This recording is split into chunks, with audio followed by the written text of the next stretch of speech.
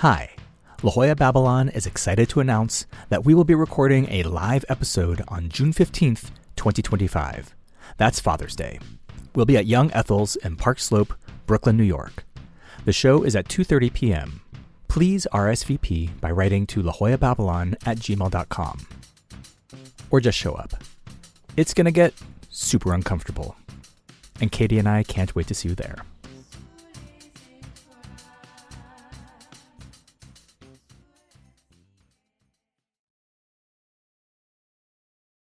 La Jolla Babylon is excited to announce that we will be recording a live episode on June 15th, 2025. That's Father's Day. We'll be at Young Ethel's in Park Slope, Brooklyn, New York. The show is at 2:30 p.m. Katie and I can't wait to see you there. Hello and welcome back to La Jolla Babylon, Shenanigans Edition, a podcast where I read deleted chapters from my manuscript to my little sister, writer, actor, and comedian Katie Hartman, who then gives me shit about it. These short episodes will pop up every so often as we finish season 3 of The Real Podcast. Please enjoy this nugget of an episode, and if you like what you hear, please tell someone who you think will like it too. Okay, here we go. Hey, I'm just going to do this. I'm going to say, welcome back to La Jolla Babylon, and this is going to be another Shenanigans Edition. Heck yeah. I love a shenanigans. Yeah. The Shenanigans Edition are tiny episodes that are going to be sprinkled throughout the time between season 2 and season 3. Because we know that our audience is jonesing for a new episode. So this is just a little tidbit to keep the appetite whet. Don't let that mouth dry out too much before we deluge it with another season. That felt like something that's going to sell some episodes. Oh, yeah. So this is number 2 of Shenanigans. There might be 3, it might be 4. It depends on how much time it takes to get through season 3. So this one is... Don't you want to know how I am? Do you care how I am? I haven't spoken to you in so long. I'm fine. How are you? I'm fine. Anyway, should we talk about what what are we doing today? Yeah. So today is a little bit of a shorter guy, and the episode title is Going to Chicago with Grandma Blues. And it is about when my mom more or less tricked me into taking my blind grandmother to Chicago. Amazing. Bought me the ticket and then was like, how would you like to take grandma to Chicago? Oh my God. Incredible. I feel like that's something my mom would have also done. Mm-hmm. Yeah. That's amazing. Okay. Can't wait. And it was at a time, and I was, I narrated, and I was like, God, I was like a little bit too old for some of this behavior. Okay. Yeah, I'm interested to see what you'll think. All right. Well, Great. I'm going to send it to you. Great. And see you after. See me after. Bye. What happened? You're in your eyes.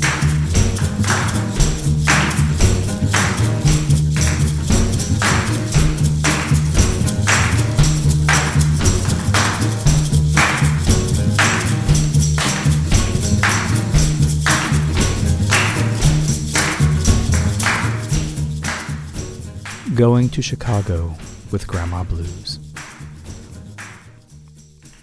Terry stayed in my closet, making art instead of sleeping. I woke up, and he showed me his manic work. He had redrawn the same face dozens of times on top of itself.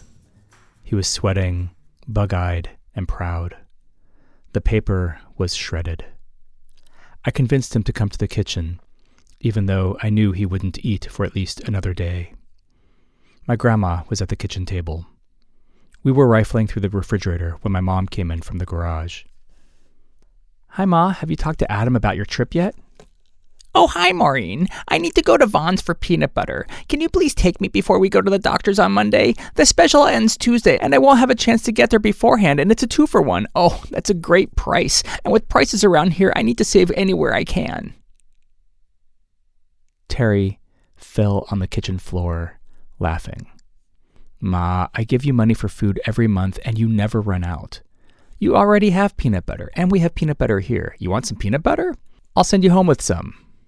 She looked at Terry, who was face down on the tile, and threw me a look I chose to read as amused, but was clearly anger. Maureen, I need to go to Vons on Monday. The sale ends Tuesday, and I won't have another chance to get there, and I don't want to call a cab just to go for peanut butter. And so on. My mom pulled out a portable griddle from under the sink and began pouring oil into it. She started cutting potatoes, not answering. What trip? I asked. My mom looked at me and rubbed her eyes. Uncle Graham, my uncle, your grandma's brother. I know who Uncle Graham is. Well, he had a stroke about 10 years ago. I know. And has been paralyzed from the waist down ever since. Graham's 80th birthday is coming up and Grandma wants to see him, but I can't go with her. Would you like to bring her? It would be during spring break, so you won't miss school. Grandma was quiet, looking about 3 feet to my right. So I would go with Grandma alone to Chicago for my spring break? I think you're responsible enough, and you and Grandma are such good friends. I think it would be fun. Cousin Nancy will pick you up at the airport, and you'll have your own room at Graham's. There's one layover in Los Angeles, but it's an easy one. You'll do great. You want some potatoes? Terry went to my room to snort meth and start a collage. I don't really want to go to Chicago. What am I supposed to do there? Do I have to hang out with Uncle Graham? It really doesn't sound fun for me at all. Well, I think you'll have a great time. Grandma's hilarious. I remember when Nancy was in high school, she was so skinny, just a noodle. Graham told her he would give her $100 if she could hit 100 pounds. You can't make this stuff up. And your cousin Mikey's excited to meet you. He's 19 and has a car. I'm sure he'll drive you around. In the end, Mikey was indeed 19, and he did indeed own a car. He was not, however, excited to meet me. Grandma and I traveled like a couple of well-heeled, old-timey explorers. We held hands as we went from gate to gate and ate stinky chicken lasagna on the plane. Cousin Nancy met us as we exited and took our suitcases under her arms. We drove what seemed like forever to get to the ranch-style house in Skokie. Aunt Gertie, Pop is so thrilled. He doesn't talk much these days, but you'll be able to tell how happy he is. He still smiles on one side of his face, and he can still light up a room. I thought about how between my grandmother's eyesight and Graham's lost speech, this was going to be an even longer week than I realized. The house was what real estate agents now might call a grandma special. It was perfectly preserved from the day they bought it in 1951. Original mauve oven, yellow curtains, wood paneling. There were a few updates they'd gotten over the decades. Shag carpet, brown and gold plaid wallpaper from the 1970s, and an electric garage opener from the 80s. We walked up the driveway, past the not fancy Cadillac, and the various flags with team logos. Great Aunt What's-Her-Name swung the screen door open. You must be Cousin Adam! Your hair is so long, I love it! You're quite the mensch bringing your grandma all the way here. I can't wait for you and Mikey to meet. Gertie, why, you look wonderful. Look at you. Grandma's going to be so excited to see you. Come in, come in. We came in. Great Uncle Graham had been a cool guy in his time. He was a cop and a fireman and an old-school crooner. He was the kind of guy who knew the butcher, and everyone behind the counter shouted his name when he walked in. He was the kind of guy that had a joke for every occasion. He could dance like Fred and sing like Frank, they told me. He was strong and clever and could fix anything, they told me. The stroke was bad. He lost more than the ability to walk. He lost most of his sight, the use of his left side, and his use of language. He more or less lived on a chair that looked like a lazy boy, but could also extend up to help him get out and into a wheelchair. Great Aunt What's-Her-Name rushed over to him and stroked his head. Look, Graham, it's Gertie and her grandson Adam, Cousin Maureen's boy. They came all the way from Los Angeles for your birthday. Graham was big, maybe 300 pounds. He rolled his head over and snorted and whispered. His wife brought her ear to his face and translated. He says, Hey, Gert, "Looking good, kiddo." She teared up a little. I could not believe I was going to spend my spring break here. The house had a musky, fatty, sweaty smell that seemed both hospitable and totally repulsive, like beef barley soup. Great Aunt What's-Her-Name showed me my room. It was actually the basement. Nancy came downstairs with me. This was my hangout when I was your age. I'd have sleepovers with my girlfriends. We'd stay up all night painting each other's nails. I pictured the scene from Grease and winced. There was a stack of records. "Feel free to play these. These were mine. I lived by these." She pulled out Elvis's 20 golden hits. You know the one. Also a very fucked up copy of Highway 61 Revisited, and something called Heavy Metal, but it had nothing to do with the movie or the music style. And the soundtrack to a movie called FM, which I later figured out was a precursor to WKRP in Cincinnati. We had dinner in the living room on collapsible TV trays, which was awesome. Graham was too heavy for my aunt to lug around for every meal. She got him out of bed, changed his clothes, brought him to the bathroom all day, every day. Cousin Mikey showed up after dinner. His engine was loud enough to telegraph his arrival from a block away. Mikey seemed like a character in a movie. Kiefer Sutherland in Stand By Me, perhaps. Handsome, intimidating, a little off. He was dressed in proto-grunge flannel, black jeans, and a gas station jacket. There was nothing punk about him, though. His style said more about the fact that he worked on cars than his musical or political interests. Nancy was committing to us becoming buddies. "Mikey, why don't you take Adam out to meet some of your friends? Isn't the fair happening this week?" "Hey man, welcome to the suburbs." He pulled his arm back as if he were about to pitch a fastball, and I braced for what I knew was to come, a very painful high five. We were out the door within 3 minutes of his arrival. "You got any tapes on you? I'm sick of the shit I've been listening to. I got this Hollies tape, but I need something else." After not too long, I could see why. Mikey had the best of the Hollies tape, but he only played Long Cool Woman over and over, rewinding it before it was over, banging on the steering wheel during the tom-tom hits, air guitaring the riff as we sped down the neighborhood streets. It sucked. I had never seen a real Blaupunkt stereo. He could tell I was impressed. "Come on, man. Let's go visit one of my girlfriends." "You heard me. One of my girlfriends." He lit a Marlboro and peeled out at the light, just like a dick in a movie would. I never knew where I was, and I never left the suburbs that week. The days went faster than I thought they would. I would be the last one to wake up, eat a bowl of cereal, sit on the front porch with Graham, and read Nancy's Kurt Vonnegut books. It's funny how certain literature is so perfect for certain ages. What's better than a 14-year-old boy reading Breakfast of Champions?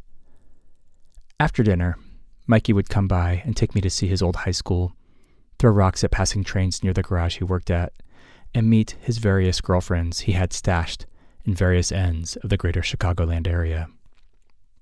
On my last night, we picked up someone who he referred to as his real girlfriend. Remember, you've never met anyone else, okay? Mikey was wearing cleaner, squarer clothes and had on even more cologne. We drove to a nice house in a nice neighborhood, and I waited for him to go inside and retrieve the girl. Laura was great.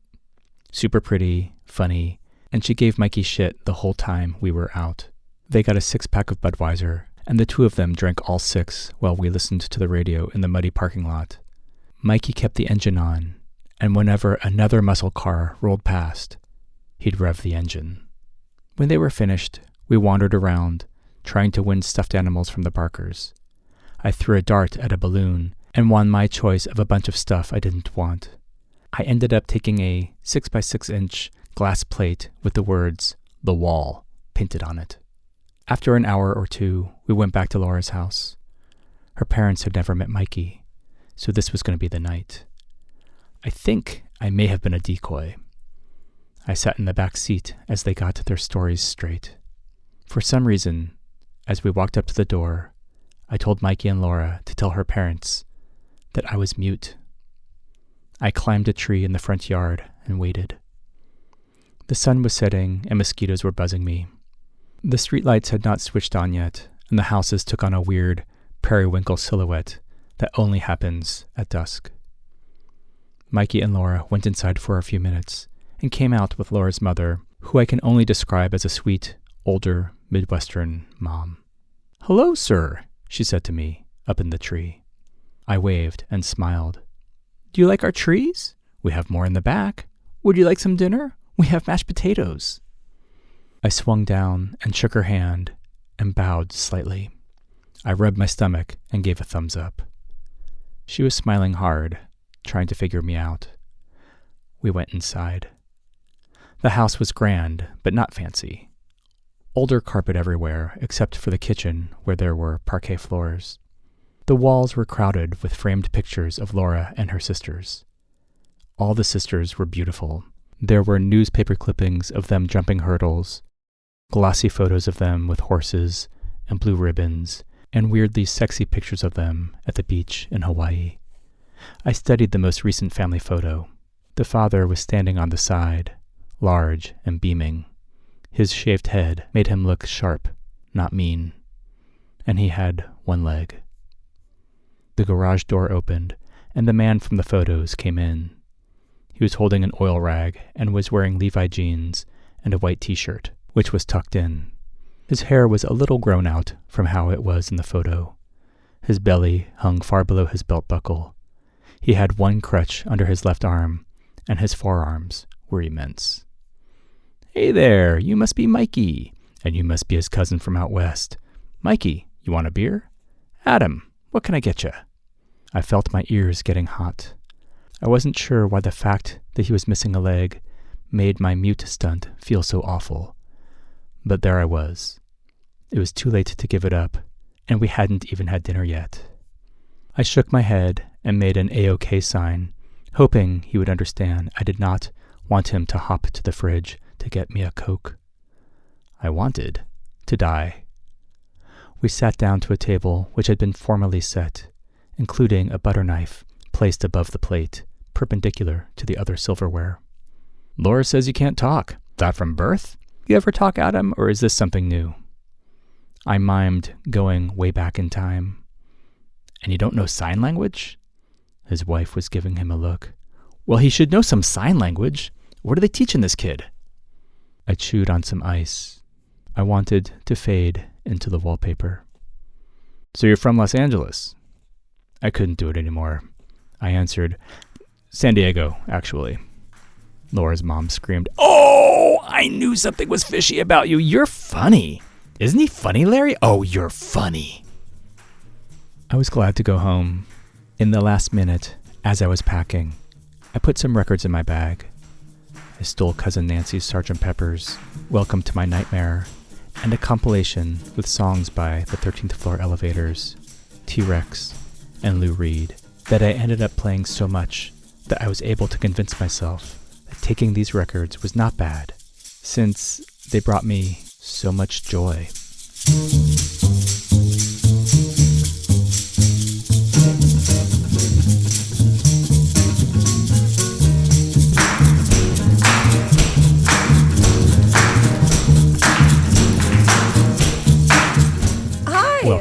Hi, welcome back. Sorry, you want to do it again? Sorry, I fucked it up. Hi, welcome back. Hi, thanks. That was so much fun. I felt like I was in a Cameron Crowe movie. Maybe more of a John Hughes movie, because I think all of his movies take place in the suburbs of Chicago. Oh, fair. That's very fair. Some sort of coming of age, wacky cast of characters. I know it's at the end of it, but you pretending to be mute. I know. But what the fuck? That's what I was thinking. It's like, I must have been like 11. No, I was 14. What? But also, your mom sending you with your grandma when you were 14? Yep. As the story kept going, I was like, wait, how old was he? Yeah. Like, what? And then when you said again, like 14, I was like, oh my God. Mm-hmm. Too young. I mean, I did it. No, you totally did it. Of course. But also, jeez. Amazing. That sort of image of you swinging down from the tree and like bowing slightly or whatever. Just like, okay, so Harold Maude, like the energy of this like joyfully mischievous teen, a young teen. Watch your records. Yeah. That's great.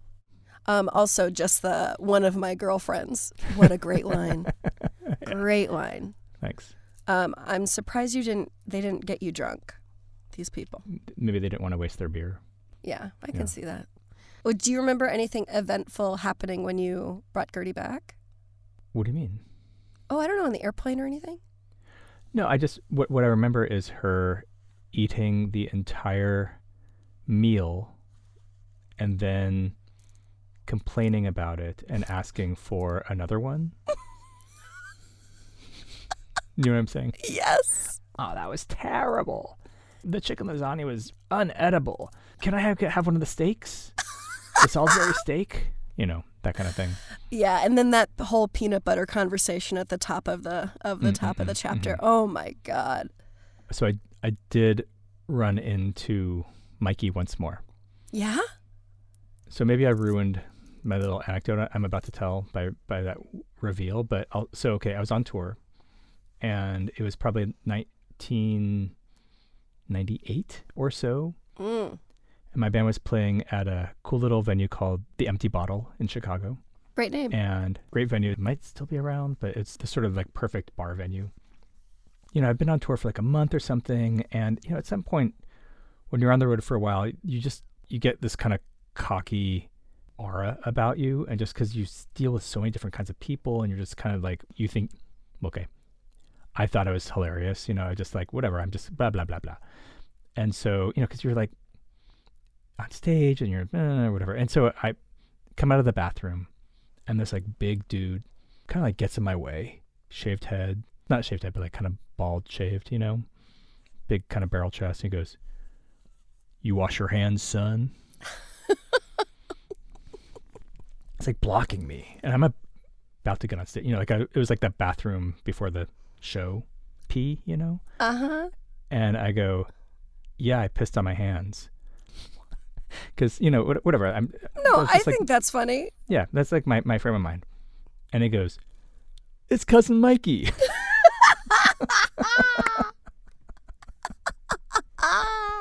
Cousin Mikey from Chicago. Oh my God. So-and-so's son.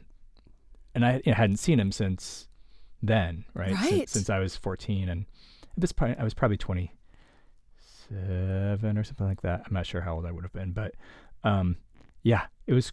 And he was there with a woman who was not his wife. And they sat at a two-top table kind of in the back of the bar while my band played. Mikey, and they just got like super shit-faced. We're super like flirtatious. We're kind of like getting, and I was watching this happen. And they, at first he was like, kept talking and kind of doing that thing of like, "Hey cousin, what's going on?" And then it was like this kind of off to the side, he and this woman who were just sort of like, yeah, just drink after drink after drink. And I was like, oh yeah. You know what? Always great to have support from the family to come out and see your art. You know what? It's true. Even if I was just an alibi for his whatever he was doing. I see cousin Aaron. Yeah, I'm really into noise rock now. Yeah, exactly. I like the Tuvan throat singing guy. Yes, I know what Tuvan throat singing is. Do I know where Tuva is? No. Wait, is that because you don't know where Tuva is? No, I was joking. But also probably not. But also do know where Tuva is. I just thought it'd be funny if a big dumb guy said it. If I say it, it's vulnerable.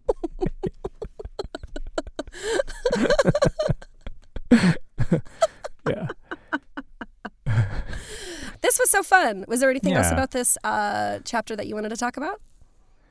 No. I think that this was great. I just, it was just a little kind of romp, Totally. And it was one of those things where it didn't fit with the rest of the book because it was like a side quest kind of thing. Yeah, I love it as a side quest. It really does feel very cinematic. Like you paint really beautiful pictures in it. It's really funny. Aw, I really appreciate that. Yeah. I am. You're welcome. I just read my piece for the New York show to Alicia, and she had all these really good notes, and so I'm now like editing the living shit out of what I thought was done. Okay, good. That's good though. Yeah, That's good. It's good. This makes me kind of like, fuck. But Yeah, anyway, it'll be really good. Well, Katie, thanks. This was great. I'm glad we got to jump back in and do a little howdies, some howdies. Some howdies, some duties. I don't know what's going to happen next time, so I'm not going to give you a preview of what is going to happen next time. Great. I love it. You're not going to lie to me. Beautiful. No, I'll never lie to you. Bye-bye. I love you. I love you too. Bye.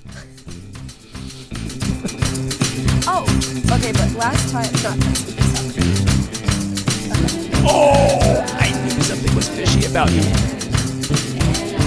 Thank you so much for listening all the way to the end. La Jolla Babylon is written, produced, and edited by Aaron Hartman, with music by Aaron Hartman, co-piloted by Katie Hartman, presented in association with Ruinous Media. If you like what you heard, please subscribe so you don't miss an episode, and your 5-star rating will help others find this fucking podcast. To hear more episodes of this show or other Ruinous Media podcasts, please go to ruinousmedia.com or wherever you get your podcasts.